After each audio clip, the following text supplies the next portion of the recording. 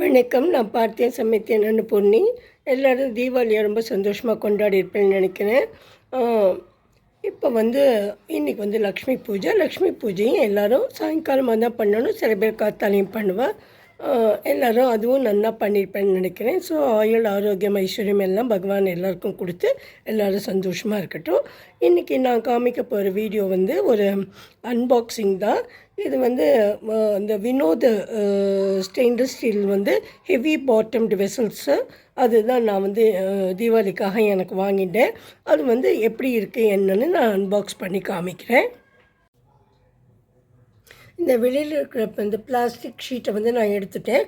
உள்ளே bubble wrap போட்டு நல்லாவே ஆஸ் யூஷுவலாக பேக்கிங் இஸ் வெரி குட். ஆக்சுவலாக நான் கொஞ்ச நாளாகவே நினச்சிட்டு இருக்கேன், அடியில் பிடிக்காமல் நல்ல நம்ம காயெல்லாம் வதக்கிறதுக்கோ இல்லை சாம்பார் பருப்பு எல்லாம் வைக்கும்போது நல்லா அடியில் பிடிக்காமல் இருக்கிறதுக்கு ஒரு பாத்திரம் வாங்கணும் அப்படின்னு. எங்கிட்ட இருக்கிற ரெண்டுமே அந்த காலத்தில் எங்கள் அம்மா என் மேரேஜை கொடுத்தது. அது ஹிண்டாலியம்னு சொல்லுவாள்.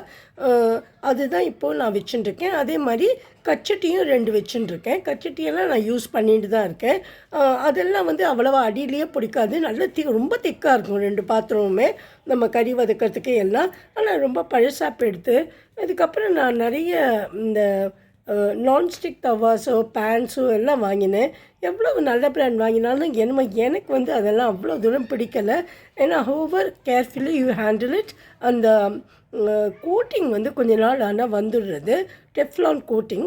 அதுக்கப்புறம் அது வந்ததுக்கப்புறம் எனக்கு அதை யூஸ் பண்ண பயமாக இருக்குது. என்னென்னமோ சொல்கிறாள், அது வயிற்றில் போனால் நல்லது இல்லைன்னு. அதனால நான் கொஞ்ச நாளாகவே நினச்சிட்டுருக்கேன், நல்ல இந்த ஸ்டெயின்லெஸ் ஸ்டீலாக இருக்கணும், ஒயிட் மெட்டலாக இருக்கணும். இது அடியில் நல்ல கனமாக தாங்குகிற மாதிரி இருக்கணும், அடியில் பிடிக்கூடாது காயெல்லாம் வதக்கும்போது அப்படின்னு.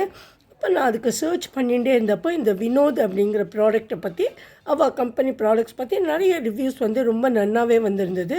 ஸோ இந்த தடவை இது ட்ரை பண்ணலான்னு. ஏன்னா இதுக்கு முன்னாடி நான் தோசை தவா அயன் தவா காஸ்ட் அயன் வாங்கணும்னு சொல்லி ஒரு பெரிய கம்பெனிலேருந்து, it was also quite costly, வாங்கினேன். அது ரொம்ப நல்லாவே இருக்குது. வெயிட்டு ரொம்ப ஹெவியாக வேறு இருக்குது. ஆனால் அதில் ஒரு ப்ராப்ளம் என்னன்னாக்கா, நடுவில் மாவு கொஞ்சம் திக்காகவும் சைட்லலாம் தின்னாகவும் வருது. எவ்வளவு ட்ரை பண்ணினாலும் நம்மளுக்கு எல்லா பக்கமும் சேர்ந்தாப்பில் இருக்கிற மாதிரி மெல்லிசாக தோசை வரமாட்டேங்கிறது. அப்புறம் கொஞ்சம் ஒரு கரிஞ்சா மாதிரி நடுவில் ஆயிடுறது.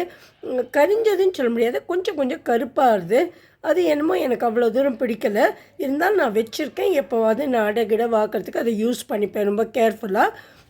சரி இந்த தடவை இது ட்ரை பண்ணலான்னு. அப்புறம் தீபாவளிக்கு ஏதோ கொஞ்சம் இதில் ரிடக்ஷன் கொடுத்துருந்தா ஒரு கிஃப்ட்டு, இது ஒரு கிஃப்ட் பேக்கேஜ் அப்படின்னு சொல்லியிருந்தா, சரி இது ட்ரை பண்ணுவோன்னு.